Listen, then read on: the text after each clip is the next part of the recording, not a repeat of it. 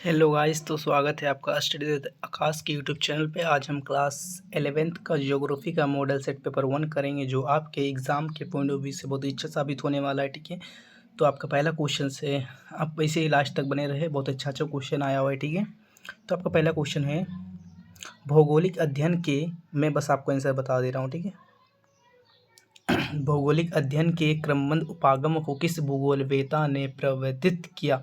ठीक है, तो पहला जो क्वेश्चन है उसका आंसर हो जाएगा ऑप्शन नंबर ए, अलेक्जेंडर वोन हम्बोल्ट ने किया। ठीक है, आपका दूसरा क्वेश्चन क्या बोल रहा है,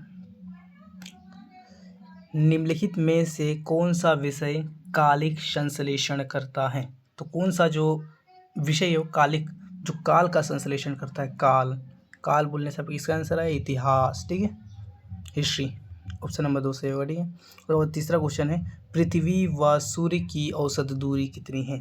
पृथ्वी और सूर्य का जो औसत जो दूरी है वह है 14,95,98,000 लगभग किलोमीटर, कितना वर्ग किलोमीटर। ठीक है, इतना सूर्य और पृथ्वी का बीच का जो औसत दूरी है। ठीक है, चौथा क्वेश्चन है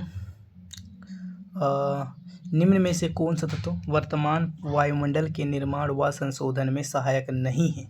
वर्तमान का बात किया कर रहा है। ठीक है, तो ऑप्शन नंबर ए है सौर पवन, ऑप्शन नंबर बी है गैस उत्सर्जन, ऑप्शन नंबर डी प्रकाश संश्लेषण। तो विभेदन नहीं है। ठीक है, ऑप्शन नंबर सी विभेदन नहीं है। पांचवा क्वेश्चन है दक्षिण अफ्रीका में सोने की खानें कितनी गहरी है। मतलब सोने की जो खानें हैं वह कितनी गहरी है। तो लगभग 3 से 4 किलोमीटर, ऑप्शन नंबर बी। ठीक है, 3 से 4 किलोमीटर गहरी है। ठीक है, ज़्यादा नहीं। उसके बाद छठा क्वेश्चन है गुरुत्वाकर्षण बल ध्रुवों पर अधिक और भूमध्य रेखा पर कम क्यों होता है। तो इसका रीज़न क्या है कि गुरुत्वाकर्षण बल जो है वह ध्रुवों पर अधिक होता है और भूमध्य रेखा पर कम। इसका रीज़न क्या, मतलब कारण। ठीक है, तो ऑप्शन नंबर ए बोल रहा है पृथ्वी के घूर्णन के कारण, पृथ्वी के परिक्रमण के कारण, पृथ्वी के केंद्र के आसपास गर्म हवा होने के ध्रुवों पर। तो ऑप्शन नंबर ए सही हो जाएगा। ठीक है, पृथ्वी के घूर्णन के कारण होता है। ठीक है, उसके बाद सातवां क्वेश्चन है स्थल मंडल की मोटाई या गहराई कितनी है। तो स्थल मंडल की जो मोटाई है वह गहराई है वह 200 किलोमीटर है। ठीक है, अरे यार कहाँ आ गया, वह है 200 किलोमीटर। ठीक है, ऑप्शन नंबर ए सही होगा। उसके बाद आठवां क्वेश्चन है भूगर्भ में, ठीक है, भूगर्भ में ध्वनि तरंग के समान चलने वाली तरंग क्या कहलाती है। जो भूगर्भ में ध्वनि तरंग के समान चलने वाली जो तरंग है वह प्राथमिक तरंग कहलाती है। ऑप्शन नंबर ए सही होगा। ठीक है, नवा क्वेश्चन है रिएक्टर स्केल से क्या मापा जाता है। ठीक है, रिएक्टर जो स्केल से उसका क्या मापा जाता है। तो भूकंप की तीव्रता, ऑप्शन नंबर बी सही होगा, भूकंप की तीव्रता मापी जाती है। दूसरा क्वेश्चन है महाद्वीप, ठीक है, महाद्वीप विस्थापन सिद्धांत सन 1912 में किसने प्रस्तावित किया था। तो ऑप्शन नंबर ए सही होगा, अल्फ्रेड वेगनर ने यहाँ प्रस्तावित किया था। ठीक है, उसके बाद 11वां क्वेश्चन है टी लाइट। ठीक है, टी लाइट किस प्रकार का चट्टान है। ठीक है, टी लाइट किस प्रकार का चट्टान है। तो यह ऑप्शन नंबर ए सही होगा, अवसादी चट्टान है। ठीक है, टी लाइट जो है वह अवसादी चट्टान है। सागरीय अधस्थल, ठीक है, 12वां क्वेश्चन है सागरीय अधस्थल विस्तार की परिकल्पना किसने प्रस्तुत की। तो इसका हो जाएगा हैरी हैस, जो कि ऑप्शन नंबर ए में प्रस्तावित किया गया है। ठीक है, दिया गया है, मीन्स सागरीय अधस्थल विस्तार की परिकल्पना प्रस्तावित किया था हैरी हैस ने। ठीक है, 13वां क्वेश्चन है पोलर, ठीक है, क्या लिखा हुआ है पोलर फ्लीइंग। ठीक है, पोलर फ्लीइंग बल निम्नलिखित में से किससे संबंधित है। ठीक है, 13वां क्वेश्चन है, तो यह संबंधित है पृथ्वी का घूर्णन से। ठीक है, ऑप्शन नंबर बी सही होगा, पृथ्वी घूर्णन से संबंधित है। 14वां क्वेश्चन है निम्नलिखित में से कौन सा एक अनुक्रमिक प्रक्रिया है।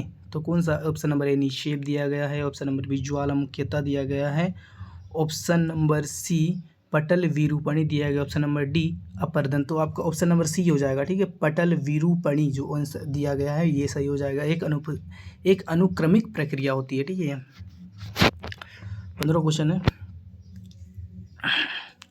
निम्नलिखित में से किन प्रदेशों में रासायनिक अपक्षय प्रक्रिया यांत्रिक अपक्षय प्रक्रिया की अपेक्षा अधिक शक्तिशाली होती है। तो चूना पत्थर जो एक प्रदेश होता है, चूना पत्थर प्रदेश में है, यह जो है देखने को मिलता है। ठीक है, 16 क्वेश्चन है निम्नलिखित में से कितनी ऊंचाई पर ऑक्सीजन की मात्रा नगण्य हो जाती है, मतलब सबसे कम हो जाती है।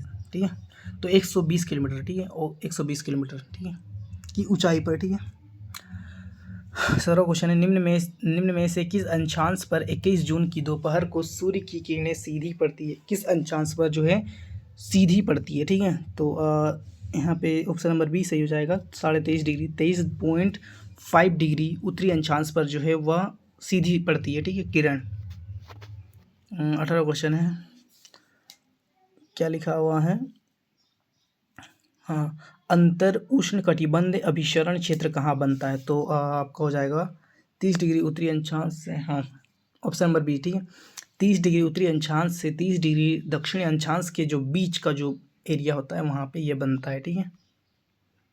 आपका 19वां क्वेश्चन, समुद्र तल पर वायु दाब कितना होता है? ठीक है, समुद्र तल पर वायु दाब कितना होता है? तो आपका होता है ऑप्शन नंबर ए 1013.25 मिली बार होता है, ठीक है, वायुदाब इतना होता है समुद्र तल पर, ठीक है, ऑप्शन नंबर ए सही हो जाएगा। 20वां क्वेश्चन है, उष्णकटिबंधीय चक्रवात को ऑस्ट्रेलिया में किस नाम, उष्णकटिबंधीय चक्रवात को ऑस्ट्रेलिया में क्या नाम से जाना जाता है? ठीक है, तो वहाँ पे जाना जाता है विली विलीज, ठीक है, ऑप्शन नंबर सी विली विलीज, ठीक है। उसके बाद 21वां क्वेश्चन, निम्नलिखित प्रकार के बादलों में से आकाश में सबसे ऊंचा बादल कौन सा है? जो सबसे आकाश में सबसे ऊंचा बादल है उसको हम बोलते हैं पक्षाब मेघ, ऑप्शन नंबर ए सही हो जाएगा, ठीक है, पक्षाब मेघ बोलते हैं, ठीक है। उसके बाद 22वां क्वेश्चन है, ठीक है, पृथ्वी के धरातल के निकट वायु का औसत वार्षिक तापमान क्या होता है? पृथ्वी का जो निकट होता है, धरातल का जो निकट वायु का औसत वार्षिक तापमान होता है 16 डिग्री सेल्सियस, ठीक है, 16 डिग्री सेल्सियस। उसके बाद 23वां क्वेश्चन बोल रहा है जलवायु के वर्गीकरण, ठीक है, जलवायु के वर्गीकरण से संबंधित कोपेन की पद्धति को व्यक्त किया जा सकता है, तो किस प्रकार से व्यक्त किया जा सकता है? तो ऑप्शन नंबर डी अनुभाविक रूप से व्यक्त किया जा सकता है, ठीक है। 24वां क्वेश्चन है, सामान्यतः खुले महासागर की लवणता कितनी होती है? तो सामान्यतः जो खुले महासागर की जो लवणता होती है वह 33 से लेकर के 37% तक ही होती है, ठीक है, उससे ज़्यादा नहीं। निम्न में से कौन सा सबसे छोटा महासागर है? तो सबसे बड़ा हो जाएगा प्रशांत और सबसे छोटा हो जाएगा आर्कटिक महासागर, ठीक है, बड़ा और ये छोटा, ठीक है, सबसे छोटा पूछा गया तो आर्कटिक महासागर आंसर होगा, ठीक है, ऑप्शन नंबर सी। 25वां क्वेश्चन है, ओ 26वां फंडी, ठीक है,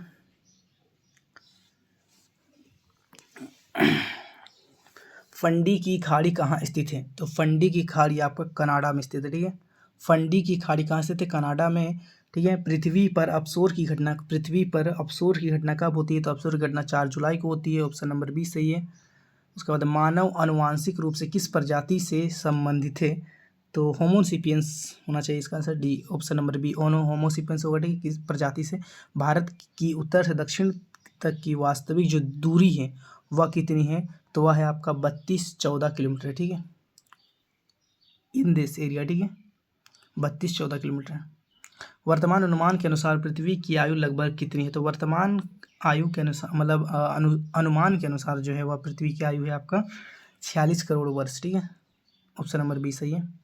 उसके बाद 31वां सिंधु गंगा ब्रह्मपुत्र, ठीक है, सिंधु गंगा ब्रह्मपुत्र मैदान जरूर मिट्टी की जो औसत जो गहराई कितनी है? तो वह है आपका 1000 से लेकर के 2000 मीटर तक, यानी 1 किलोमीटर से लेकर 2 किलोमीटर, ठीक है।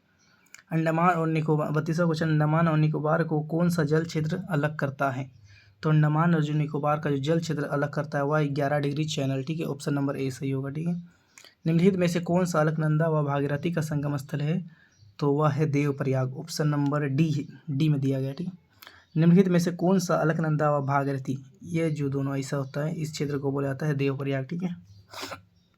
मैं बस आंसर बता रहा हूँ, आप देख लेना दोबारा वीडियो तो आपको गारंटी समझ आ जाएगा, ठीक है। जाड़े के आरंभ में तमिलनाडु के तटीय प्रदेशों में वर्षा किस कारण होती है? तो जाड़े मतलब ठंडा के भी मौसम में जो तमिलनाडु में जो वर्षा जो होती है उसका रीज़न क्या होता है, मीन्स कारण क्या होता है? तो होता है दक्षिण पश्चिम मानसून, ठीक है, दक्षिण पश्चिम मानसून, ये जो एरिया होता है, ठीक है, यही इसका रीज़न होता है, दिस पश्चिम इक्वल टू सच, ये ठीक है, यही। उसके बाद 35वां क्वेश्चन है, नंदा देवी जीव मंडल निचय निम्नलिखित में से किस प्रांत में स्थित है? तो उत्तराखंड में स्थित है, ठीक है, ऑप्शन नंबर बी सही होगा। वन नीति के अनुसार वर्तमान में से कितना प्रतिशत क्षेत्र वनों के अधीन होना चाहिए? वर्तमान में तो 33%, ठीक है, होना चाहिए, ऑप्शन नंबर ए सही होगा। 37वां क्वेश्चन है सुनामी का अर्थ क्या होता है? तो सुनामी का अर्थ होता है अंत सागरीय भूकंप। तो ऑप्शन नंबर सी सही होगा, अंत सागरीय भूकंप। ठीक है। 38वां क्वेश्चन है इनमें से किस नदी में माजुली नदी द्वीप स्थित है? तो माजुली नदी जो द्वीप स्थित है वह स्थित है ब्रह्मपुत्र में, जो कि ये असम में, क्या है, असम में। ठीक है, माजुली नदी जो कि असम में। ठीक है। उसके बाद आपका 39वां क्वेश्चन है भारत के किस राज्य में आम्र वर्षा होती है? तो भारत की किस, केरल एवं तटीय कर्नाटक। ठीक है, ऑप्शन नंबर बी सही होगा, केरल और तटीय कर्नाटक। उसका 40वां क्वेश्चन है निम्नलिखित में से कौन सी नदी बंगाल का शोक के नाम से जाना जाता है? तो बंगाल का शोक दामोदर, बिहार का शोक काशी। ठीक है, कोशी या काशी जो भी है। ठीक है, तो बस इतना ही 40 क्वेश्चन इंपॉर्टेंट क्वेश्चन था। ठीक है, ज्योग्राफी का मैंने इकोनॉमिक्स और हिस्ट्री का भी अपलोड कर दिया है, आप देख सकते हैं। ठीक है, मैं और नेक्स्ट वीडियो में मिलता हूँ। ठीक है, तब देखिए, अगर पसंद आया तो सब्सक्राइब और लाइक कर देना। ठीक है, चलिए बाय। ठीक है।